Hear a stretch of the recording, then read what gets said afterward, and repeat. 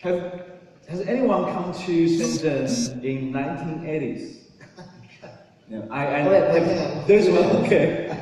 So this picture shows what Shenzhen is like in 1980s. There's something, fish villages, vegetables, farm plants. So when I first heard Mian come to Shenzhen like 20 years ago, the first impression to me was like Gaping Triple Route to Monkey Island. It's like Indiana Jones. You come to a new territory and there's so many things unknown. And to our Chinese people, I live in southwest of China. When I was a child, I heard about Shenzhen is for adventurers. Because it's so rebellious. You don't know what's happening there. They are falling out of the structure. But people come here. There's nothing here we can consume, so we make things. We make businesses, we make houses. And for the past 30 years, the whole city has been growing so much because people have to create something to make their living. And in the first stage, Shenzhen is a place to make cheap things, like Mian says. Then it becomes the cheap place to make things. And for the latest technology products, it's that place to make things happen. It's turning manufacturing more like a compiling of a software that you can happen right here with the factories on the production floors. And Shenzhen is a compiler? Yeah, the Shenzhen is a compiler for hardware. And it's also the Hollywood, because there are so many small companies or individuals who can help you out to form up a team according to some specific product. Get it going, carry it out.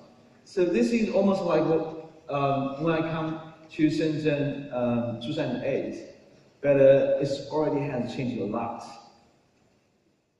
It's becoming the humble technology center for China. And people in the very beginning, people ask, where is Shenzhen? Where are you from?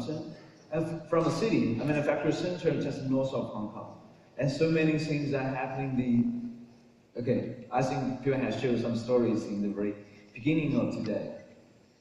But the real matter beneath the prosper real estate price is the results. If you try to Google manufacturer in Google Maps or there is a map on the table, you will see there's so many different kinds of companies. They are forming the ecosystem. You can find all the resources you need.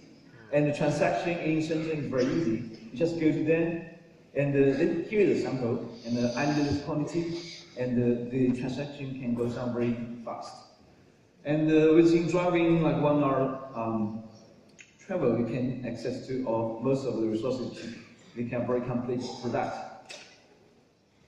So that's when I come to Shenzhen. I used to be a maker, and this is a maker city, but there's a huge gap between industrial resources to independent products. So for seed, we try to build up the pyramid.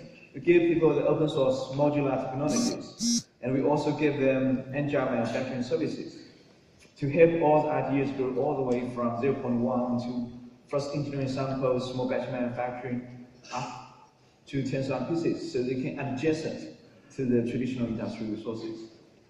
So we call ourselves maker for makers.